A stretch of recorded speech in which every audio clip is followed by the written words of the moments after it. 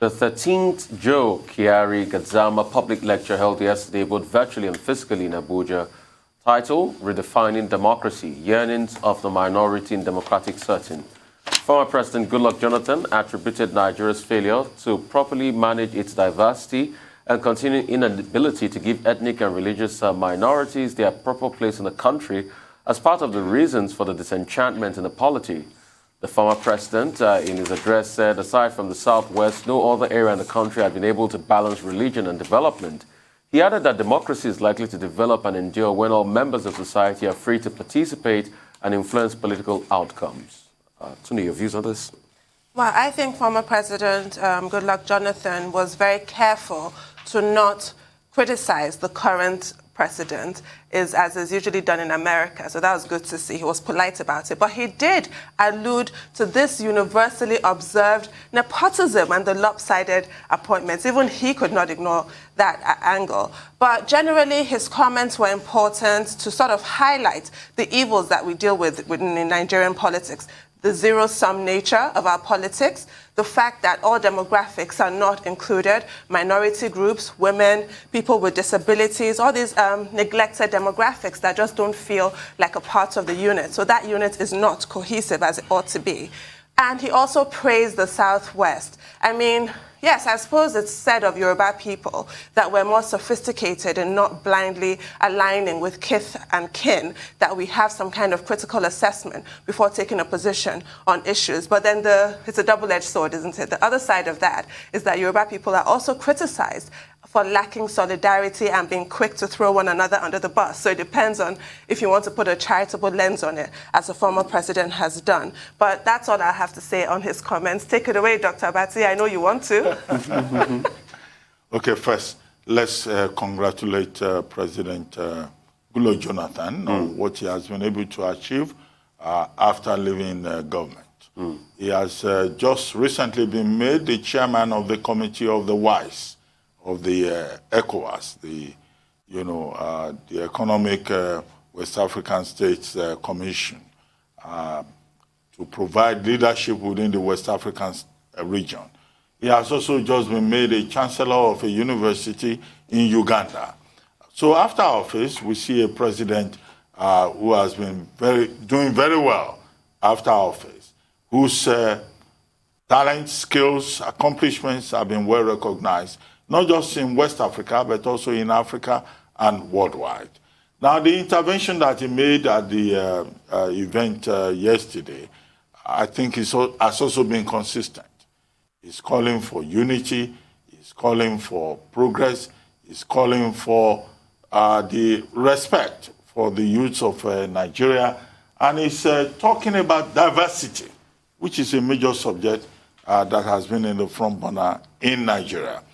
How do you recognize the rights of the diverse groups around Nigeria and manage diversity and realizing that this country belongs to all? It does not belong to just one group that says that they have been chosen to rule, born to rule. That's the phrase, born to rule. So I think that President Jonathan, out of office, has been very inconsistent in terms of his commitment to the major issues that concern all of us. And I think it's a voice, his is a voice that should be listened to. I say this not out of partisanship, not out of loyalty, but I say it in terms of the evidence of how he has conducted himself post-office. And he has been also very supportive of this administration. President Buhari and himself, they've had an excellent relationship. And I think we should also commend President Buhari in the regard, in terms of the fact that, he's been working very well with his successor. They meet regularly. He sends his predecessor on regular assignments, all in the interest of the region, all in the interest of Nigeria. And the role that Nigeria has played in the crisis in Mali, I think is also something that should be, noted, with President Buhari sending President Jonathan on that assignment. And the result, whatever result we have in Mali today in terms of reducing the level of tension in that country has been due largely to the cooperation between President Buhari and President Jonathan. And we hope that going forward, former presidents will work with whoever succeeds them to work in the interest of Nigeria and to address issues in the interest of Nigerians and to make sure that, look, whether you are the man in power or you are the man who left power, all of you can work together. Council of State meeting has not happened for a very long time. Maybe President Buhari should consider, further meetings of the Council of State so that the wisdom of the collective, of the community, of former leaders of Nigeria can be better provided within that community. So I think that President Jonathan is doing very well. And don't say I'm saying that for personal reasons. No. I'm saying that on the basis of the evidence before us, on the basis of how these two presidents have related, and on the basis of how President Jonathan has provided leadership out of office. All right. Thank you so much, Dr. Vati Antonio, for your comments. That's all on News Headline. We'll take a short break now. When we return, we'll have Rotu Soderi, Michael Wilson, Adesuwa Morwa, and Aaron Akirjola give us updates on Africa, global business, COVID-19, and sporting activities across the globe. Stay with us.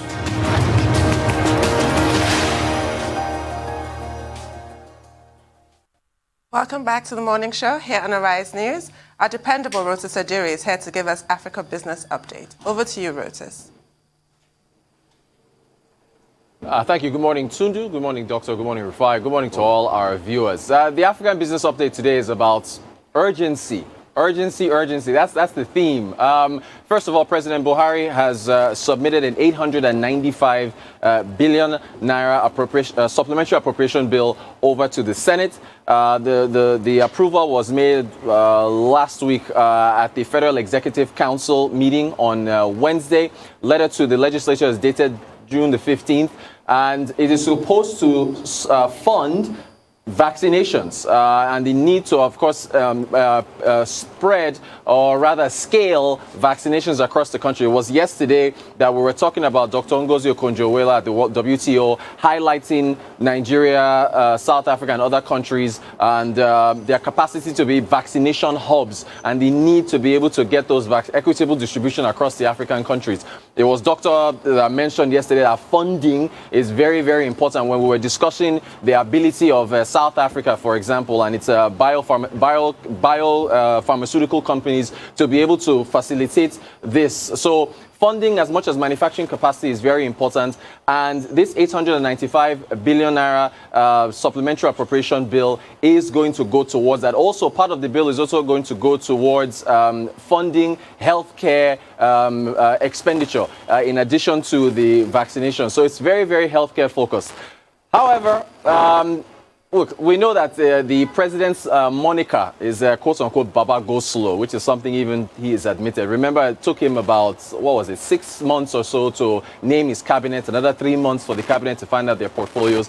It took about 6 months for this appropriation bill to see the light of day, despite the urgency in the need to get vaccinations through. So even in the prior budgets, right, where there were questions as to why, COVID happened in late 2019 was when it's discovered in China. It was early 2020 when things started going awry. So there was enough time to have this, in that initial budget, not to talk of, that delay, and then now another 6-month delay for the appropriation bill. Still, now it's up to the National Assembly or rather the Senate, the legislature to get that approved so that we can get the necessary funding in order to get these vaccinations out. Because remember, most people that have been vaccinated have only gotten their first jab. There's still the second round to go. And so it's very, very important. So urgency. Still on the theme of urgency, the president has named his Twitter negotiation team. It's a team that includes a number of ministers. The Attorney General, Abubakar Malami, is on that team. Dr. Issa Pantami, the ICT Minister and Digital Economy, is on the team. Jeffrey Onyema, Foreign Affairs Minister, is on the team. The Minister of Works and Housing, Babatunde Fashola, is on the team. Who else? Dr. Chris Ngige, who you had on the morning show a couple days ago, Minister of Labor and Employment, he's on the team as well. So it's look, the ban now is going into its third week. Ban was announced on the 5th of June. I think by the 26th or so will be of this month. Which is Saturday, will be in our third official week. And one would have hoped that the government would have moved faster in getting this matter resolved. And there's just a history of the government not moving fast enough on matters. Look at the petroleum industry bill. 14 years, or rather 14 years preceding the Buhari administration, but he's 6 years into his administration. That hasn't been passed. Look at the negotiations with Labour over the deregulation of the downstream sector. Oil touched $75 2 days ago. All right, that's a 2-year high for crude oil prices. Remember that we talked here on the morning show on the African Business Update, we talked about Mele Kyari, the group managing director of the NNPC, saying that higher oil prices are a chicken and egg situation. So where is the urgency in getting that done as the landing cost of fuel continues to rise? I mean, so on and on. Basically, is the fact that, look, could we have moved faster on the supplementary budget for the vaccinations? Could we have moved faster in getting this negotiation team together with Twitter to sort this matter out? Because there are businesses that advertise who are being affected. So that's our business update today. Urgency and moving faster. And Rotus, when you talked about urgency, I remember the words of Martin Luther King, the fierce urgency of now. Could we have moved faster in our fight against poverty? That's another one. Could we have moved faster in our ease of doing business? Could we have moved faster on so many things, transportation, aviation, and other sectors of the economy? Could we have moved faster on the plight of Nigerians in the business space? Could we have moved faster to empower entrepreneurs? Entrepreneurs that make up, SMEs that make up 45 million SMEs in this country, that make up half of the SMEs in Africa. I mean, these are the questions I just want to ask this morning. Could we truly have moved faster? Remember Financial Derivatives Company Limited, they put out a report saying that for every year that the PIB bill has not been passed, we talked about it, it costs an estimated $15 billion annually. So there's another stat for you on urgency.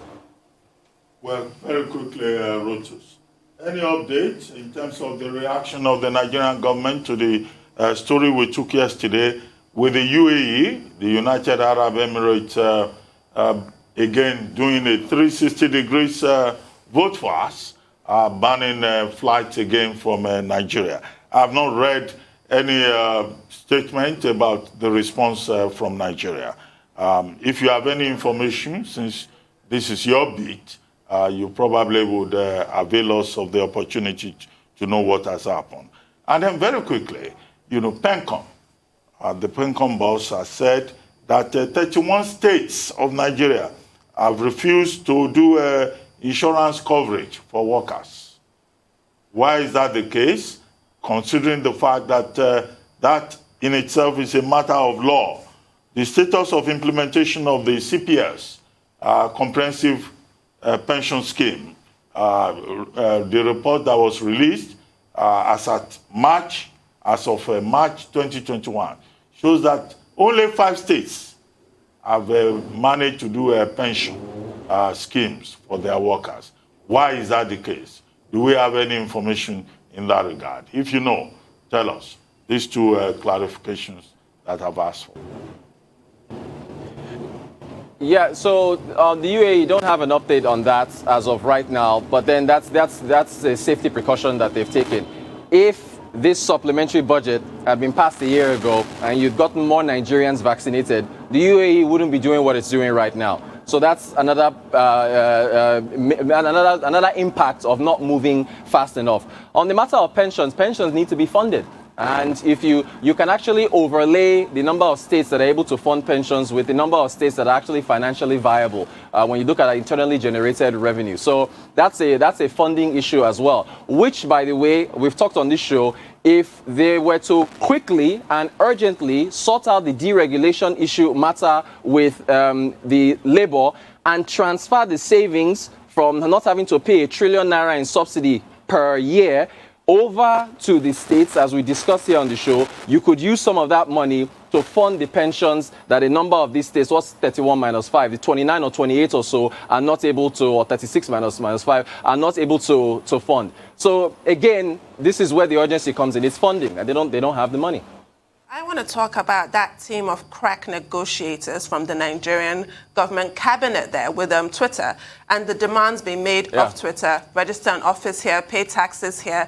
I mean, when we're talking about attracting foreign direct investments and what have you, this is one way of doing it. You ban them, hold them over a barrel, and basically blackmail them into compliance. Do you think that's going to be an effective tactic here? Yeah, I don't think it will. I forget his name. There were two legal experts that Newsnight had last week. We played a clip. One of them was a senior advocate of Nigeria. The other was a legal practitioner on Newsnight on Arise TV. And they broke the legal side of this. What was that, Rufai? Fidelis Auditor and Daniel Boala. Yes, thank you. Yes. That. So it was two of them. They broke down the legal ramifications. So Tundu, I don't think that's going to work because, Twitter is not registered here, not a Nigerian company. I don't know how it's going to work out with what they're going to try to see. But let's see how fast they move on this negotiation. It's taking 3 weeks to name the team. How quickly will they be able to resolve this? Because again, the clock is ticking, and businesses that's advertised on the social media network and require it for outreach, influential money, so on and so forth. They are all being impacted. So let's see how fast they move on. Thank you, Rotes. Moving on now to more business updates. Michael Wilson joins us from London. Good morning, Mr. Wilson. Good morning. So the Fed chair yesterday poured more oil on troubled waters, really, dampening rate hike speculation. The markets actually quite like that. And even oil saw some profit taking ahead of the OPEC Plus meeting next week. That sort of calming down was also helped by US existing home sales edging lower. Japan and Australia PMIs also just took the heat out of the situation, really. The Northern Hemisphere is opening. Yes, of course it is, but it's opening at a relatively leisurely rate, quite honestly. That's calming things down. So Asia markets then, a day trader's market, really. I think there's going to be nothing big that people can get their teeth into. It's at the mercy of various speakers talking out from the Fed, for example, if anybody's hawkish or dovish or whatever they say, and also any headlines coming out about global events. So basically the NASDAQ up 0.5%, Dow edged about 0.5% higher, underpinning sentiment basically all over Asia. So a relatively calm day. Japan markets have also had a pause for breath.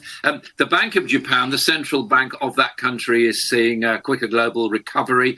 Board members seeing that massive stimulus measures deployed by advanced nations, which we all know about, have helped quicken the pace of the recovery, particularly in Japan, but also in global economies as well. That's according to the minutes that came out. The Bitcoin slide, what a day it had yesterday, all erased the whole year's gains, slumped below $30,000 a coin. If it falls to 20, then other leading currencies like Ethereum and Tether will also follow it down, and it will. The only guarantee as far as Bitcoin is concerned is volatility.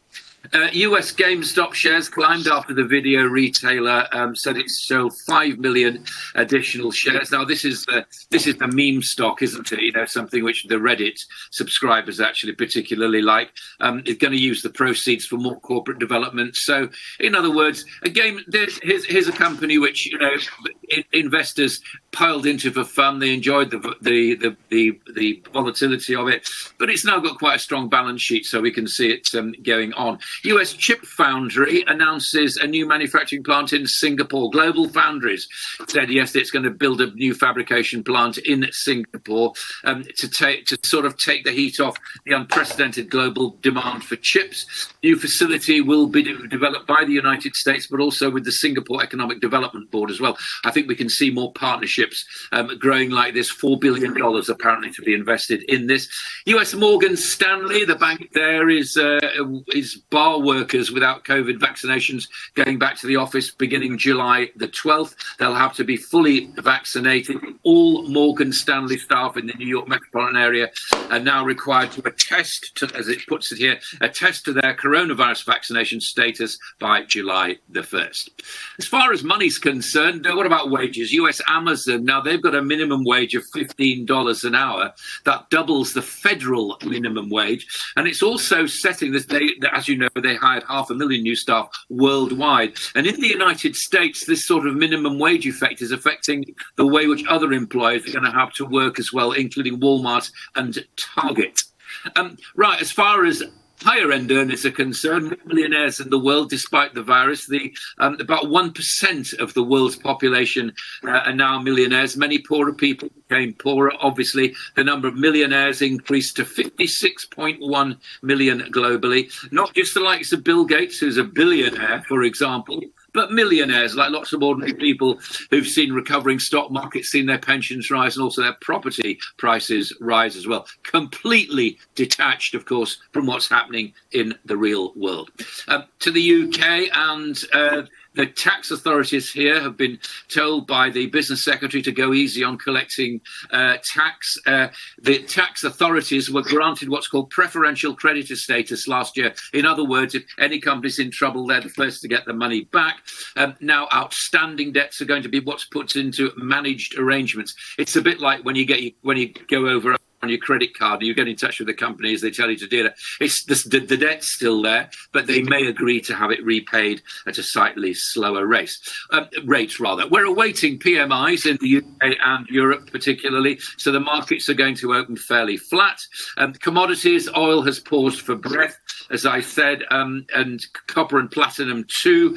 Gold's treading water. There was going to be a flotation in London. Russian gold miner Nord Gold was going to raise $5 billion. It's postponed it because of the fall in the gold price, and the fall in the gold price, of course, is down to a stronger dollar. Back to you.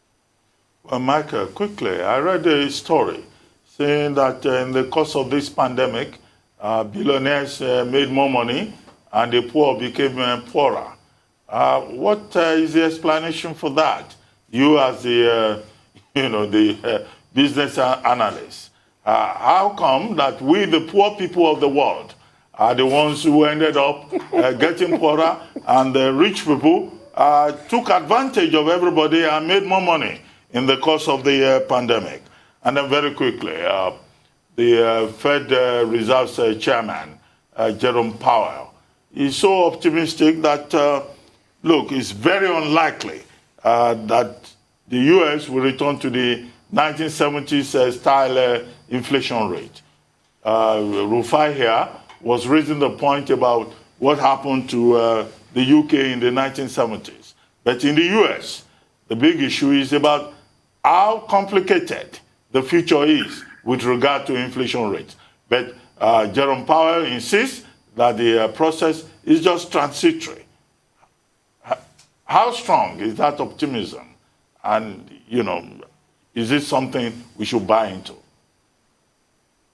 I wouldn't buy into it. No. Why buy into scenarios? You don't buy into scenarios. You buy into what you know about. Scenarios not. A scenario is something which is being pushed forward. And Jay Powell's calming the markets, realised he may have stretched. They may have gone slightly too far in the FOMC meeting. They saw the volatility there. There are not enough reasoned heads around. Reasoned heads have said, of course you're going to get volatility. If there's no firm data, then markets go up and down at the merest breath of wind. And that's what happened last week. Where is inflation going? Well, it is going up. The question is, how quickly is it going up? So, yeah, of course it's going up, because it always does when you get recoveries. Back to the 1970s, I don't think so. I think the mix in this country and the mix in the United States is is still relatively tilted towards governing bodies which have understood what happened in those terrible years. I mean, I have to say, I grew up during those years in this country in the 1970s, and high inflation, it was a problem.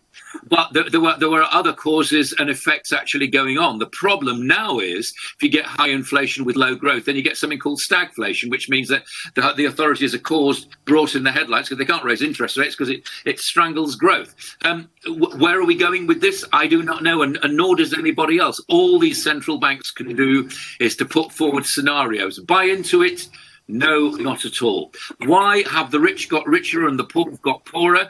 Because countries have fallen back in vaccination states in the moment. The rich are always insulated from what's going on in the world because their money is mobile, whether it's invested in property, which isn't mobile, or it's invested in stocks, which are, and they employ very highly paid people to make sure their money moves around effectively. I'm sorry, doctor, it is the way of the world. It's not nice, it's not good. But what we do depend on is the richest. Show this picture of Bill Gates being a bit philanthropic with their riches. And when they've worked out that they can't spend any more, then they give it away. That's my hope for the future. The Way of the World. That's a book by William Congreve, a play. The world itself is a play. That's Shakespeare. So we only have a few seconds. I wanted your take on the privatization of Channel 4, which is in the offing at the moment. Yeah, well, I think that like most companies, it's been a hybrid for a long time. It's actually coming up against some real opposition now from streaming companies and so on. I think what's going to happen is we're going to see a merger rather than just a privatization. I think it will go private, but I think after that, the big giants will start to raid it. What it doesn't have is a massive film library like the big ones have. That's really where the strength of the Disneys and the Netflixes are. Channel 4 has joint products with filmmaking companies at the moment, but in terms of a value asset, I don't think it is. I would see it as a passing phase, quite honestly. And if it gets taken over, then it probably will. And Michael, I don't think Channel 4 is worth £1 billion. I mean, I don't know who brought that figure out. I don't know how they got it, but goodness me, Channel 4, £1 billion? You have to be kidding me. Thank you so much, Michael. We go straight to Adesu Omoro and we talk COVID-19 pandemic. Good morning, guys. Morning, yeah. Well, the global coronavirus cases have been on the decline for the past 8 weeks straight, of course, globally. In Africa, it has jumped by 40%, and that's according to the World Health Organization boss, Dr. Tedros Ghebreyesus. Those are the latest figures according to the Johns Hopkins University you have on your screen. We are beginning to see more strict measures come into force on the continent of Africa as those cases climb, and as the continent also struggles with sluggish vaccination against the virus. In Rwanda, extended curfew, a ban on any type of wedding ceremony, and a travel restriction to neighboring Uganda has come into effect today. In Djibouti, the country is making coronavirus vaccines compulsory for nationals and even foreigners living in that country. So countries are devising ways of trying to curb this new wave. Africa, we are told, is in the thick of a third wave at the moment. Here in Nigeria, 39 new cases were reported in the last 24 hours. Lagos posted 17 of those new cases. The NCDC also reported a backlog from Borno State from the 5th of April to 17th of June. Borno came second in the list of states that posted new infections. And as regards vaccination, another 38,610 people received their second jabs of the AstraZeneca vaccine across Nigeria yesterday, according to the latest data by the NPHCDA, bringing the national number closer to 1 million people. At the moment, it's 955,347 people who have received the second dose of their vaccines, meaning that almost 1 million people in Nigeria have now been fully vaccinated. Elsewhere, the U.S. is turning its vaccination to focus on younger Americans who are under age 30. This is as the White House on Tuesday acknowledged it will fall short of President Joe Biden's July 4th COVID-19 vaccination goals. Well, the administration says it is poised to still meet the targets for 27-year-olds and older, but will fall short of that Biden's goal for adults 18 and older. It's not seeing this as a defeat or a loss. The White House press secretary says it was a bold and ambitious goal, and it will now meet that target a couple of weeks after July 4th. In China, reports came out yesterday that the country is planning to extend its border restrictions to control the pandemic for another year, amid variant fears and, of course, a desire to protect important events from any potential disruption. The Winter Olympics is to take place in China in February next year, and there will also be a once-in-a-decade power transition within the ruling party in the country. At the moment, new visitors to China are mostly restricted to those who have received a Chinese jab, while arrivals have to spend at least a fortnight in a hotel quarantine. China has not yet approved any of the WHO approved Western vaccines, and it is yet to officially confirm the border restrictions by itself. This was a report by the Wall Street Journal. And finally, this morning, I can tell you that the Delta variant responsible for India's deadly second wave has now taken another form, and this is called the Delta Plus. It is spreading. Reports say its earliest sample has been traced back to Europe and has been found in 9 countries, including the UK, US, Poland, Switzerland, Portugal, Nepal, Japan, Russia, and of course in India. Local media in India this morning are reporting over 40 cases, even though the Ministry of Health says only 22 cases have been reported in at least 3 states, including the economic hub of Maharashtra. It has also been declared a variant of concern in India. The WHO is yet to respond to this, but the Ministry of Health in India is warning these 3 states where it has been discovered to increase their testing.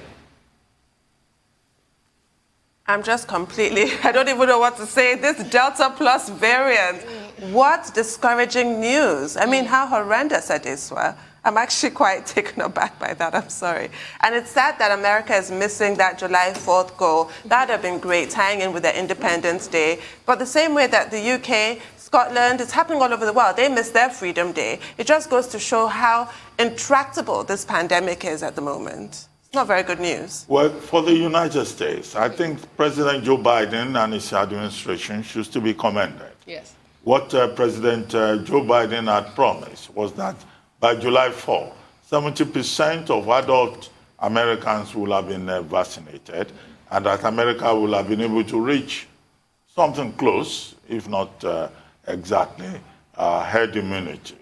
Now, why we should commend him is that a lot has been achieved under his watch. He has shown a different kind of leadership from the man that he took over from, President Trump, on January 20. And what we have been told is that, yes, in spite of the fact that the target may not be met by Independence Day, by mid-July, that same target will be met. 70% of Americans will have received the second dose by mid-July. Yes. And that will be about 160 million of the population. So what should be celebrated is the leadership that President Joe Biden has shown. As for China, yes, China says it's restricting people from coming to the country and all of that. Yes, that's sovereign self-interest.